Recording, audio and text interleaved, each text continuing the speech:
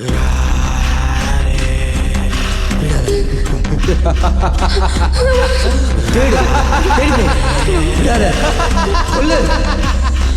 கொல்லு, தேடி போ, விடாத, கொல்லு கொல்லு, விடாத,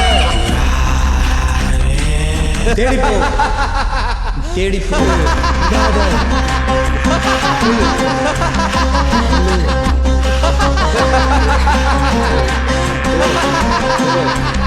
சொல்றல குத்து குத்து, கொல்லு கொல்லு, குத்து, தேடி போ, தேடி போ.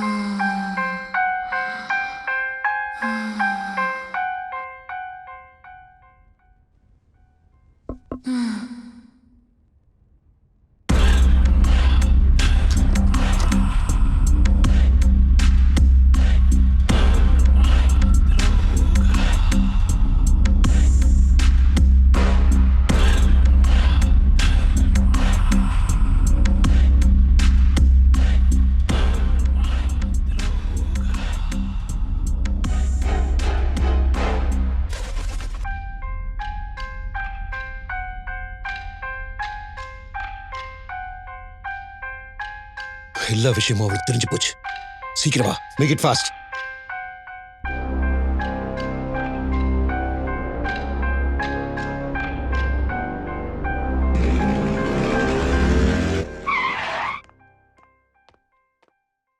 அஸ்வினி, அஸ்வினி, அஸ்வினி, எங்க போனா மேம்? அங்கிள், அங்கிள், அங்கிள்,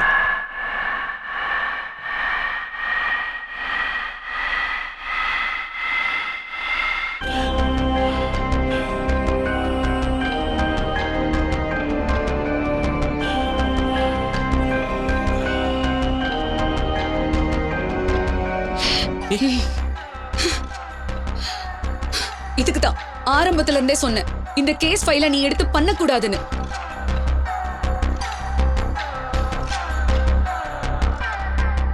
இப்போ அநியாயமா உன்னால ஒரு உயிர் போயிருச்சு. என்னது? என்னாலயா? ஆமாண்டா, உன்னால தான் எல்லா பிரச்சனைக்கும் நீடா காரணம். என்ன சொல்றீங்க? நான் தான் கொலை பண்ணேன்னு சொல்றீங்களா? ஹலோ, யாரோ கொலை பண்ணதுக்கு என்ன மாட்டி விடுறீங்களா? இந்த கேஸ் ஃபைல எடுத்ததுல இருந்து இப்போ வரைக்கும் உங்க 2 பேரோட மூவ் வாட்ச் பண்ணிட்டு தான் இருக்கேன். என்ன கேஸ் ஃபைல் எடுத்தா நீங்க மாட்டிப்பீங்கன்னு பயமா? என்னடா கேஸ்ங்கற? இந்த கேஸோட சீரியஸ்னஸ் தெரியாம? ஃபர்ஸ்ட் அஸ்வினி யாருன்னு உனக்கு தெரியுமா? தெரியுமாடா? அவ என் தங்கச்சி ஆத்மிகா.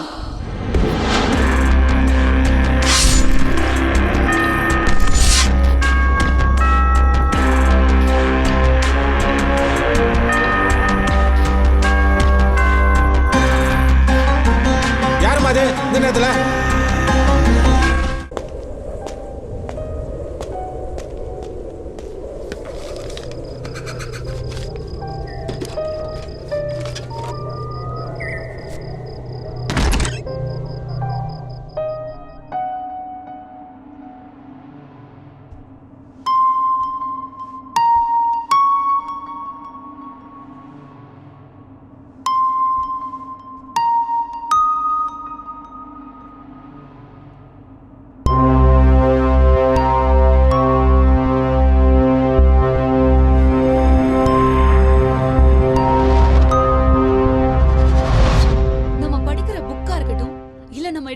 இருக்கட்டும், அதுல இருக்கிற எல்லாமே உண்மையா இருக்கணும்னு அவசியம் இல்ல கார்த்திக். எப்பயுமே குதிரைக்கு கட்டின கடிவாள மாதிரி ஸ்ட்ரெயிட்டா தான் பாப்பியா கார்த்திக்? கதைக்கு மறுபக்கம் ஒண்ணு இருக்கு. அந்த புக்ல இருக்கிற மாதிரி எல்லாரும் ஒண்ணு சாகல கார்த்திக். என்ன நடந்துச்சுன்னா, கொடைக்கானல்ல காமனூருங்கிற ஊர்ல தான் நாங்க பிறந்து வளர்ந்தோம். எல்லாரும் போல நாங்களும் ரொம்ப சந்தோஷமா வாழ்ந்துட்டு இருந்தோம். நான் என் அம்மா அப்பா, என் தங்கச்சி ஆத்மிகா. அப்படி சந்தோஷமா இருக்கும்போது ஒரு நாள் ஆத்மிகா நாய்க்குட்டி கூட விளையாடிட்டு இருக்கும்போது பப்பி ஓடாத. படியில வலிக்கு விழுந்து மண்டையில அடிபட்டுருச்சு. எங்க அப்பாவோட ஃப்ரெண்ட் ராஜேந்திரன் அங்கிள், நியூராலஜிஸ்ட், அவரை வர வச்சு செக் பண்ணி ட்ரீட்மெண்ட் கொடுத்தோம். வணக்கம். கொடு. என்னாச்சுமா? நல்லா தான் ஓடி விளையாடிக்கிட்டு இருந்தா திடீர்னு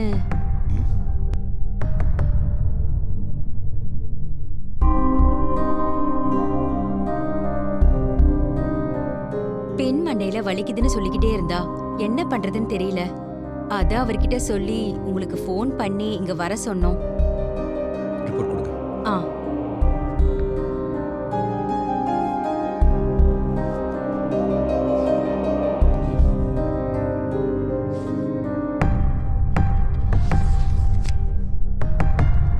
ஓகே.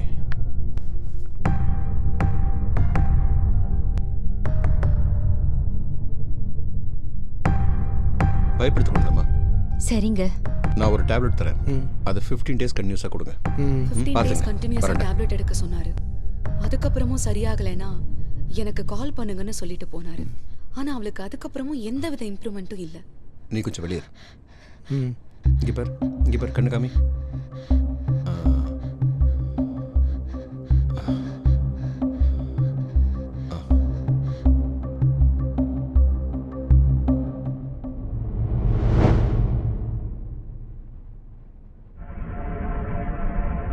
திடீர்னு ஒரு நாள் ஆத்மிகாவோட அலறல் சத்தம். ஆத்மிகா, நாங்க எல்லாரும் அலறி அடிச்சுட்டு போய் என்னன்னு பார்த்தோம். ஆத்மிகா, என்னங்க? என்னமாச்சு? என்ன? பயப்படாத, ஒண்ணும் இல்ல. அங்க எதுவும் இல்லடா. என்னம்மா? அங்க ஒண்ணும் இல்லடா. ஒண்ணும் இல்லடா, ஒண்ணும் இல்ல. அங்க எதுவுமே இல்லடா. எதுவுமே இல்ல. இங்க பாரு. என்னங்க இது? சரி, ராஜேந்திரன் அங்கிள மறுபடியும் வரவழைச்சோம். வாங்க. வணக்கம். பாரு. திடீர்னு இப்படிதான் மயங்கிடுறா.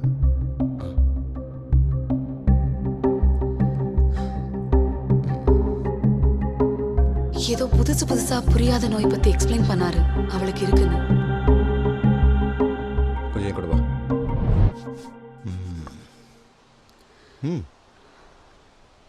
என்ன நடக்குதுன்னு ஒண்ணுமே புரியலையே. என்னடா ஆச்சு? சீசோஃபீனியா. ஆக்சுவலி ஒரே ஒரு விஷயத்தை வச்சு அதோடய ட்ராவல் பண்ணுறது. ஃபார் எக்ஸாம்பிள், டெடி பேர் இருக்குன்னு வச்சுக்கோ. நம்மளை பொறுத்த வரைக்கும் அதுக்கு உயிர் இல்லை. ஆனால் அந்த குழந்தைய பொறுத்த வரைக்கும் அது உயிர் உள்ளது. பொம்மையை மட்டும் சொல்ல, மனசில் இருக்க பயத்தை கூட உருவம் கொடுக்கும். அதை பற்றி யோசிச்சு தலைவலி எடுக்கும், கண் வலிக்கும், ரன்னிங் நோஸ், இதெல்லாம் குழந்தைங்க வந்திருக்குமே. ரைட்? ஆமா அங்கிள், அவ அடிக்கடி தலை வலிக்குதுன்னு சொல்லுவா. ஆனா நாங்க அதை பெருசா எடுத்துக்கல. என்னடா இது? இதுதான் பெரிய பிரச்சனையே. இது அப்படி சாதாரணமாக விடக்கூடாது. இப்போ அதுக்கு என்னதான் பண்றது ராஜா? ப்ராப்ளம் இதுதான் தெரிஞ்சிருச்சுல. ஆமா. இம்மீடியட்டாக ட்ரீட்மெண்ட் ஸ்டார்ட் பண்ணணும். நல்லா கேட்டுக்கோ. குழந்தைய தனியாக விடாதீங்க. ஓகே? வீட்டுக்குள்ளேயே வச்சு பார்த்துக்கணும். அப்புறம் நான் சொன்ன மெடிக்கேஷனை ஃபாலோ பண்ணணும். சரி. மற்றதெல்லாம் ஃபோனில் சொல்கிறேன். ஒரு செமினாருக்காக பெங்களூர் போகிறேன். 2 days வந்துடுவேன். Rest all I take care. ஓகேடா. பார்த்துக்கம்மா. சரி. பாய்.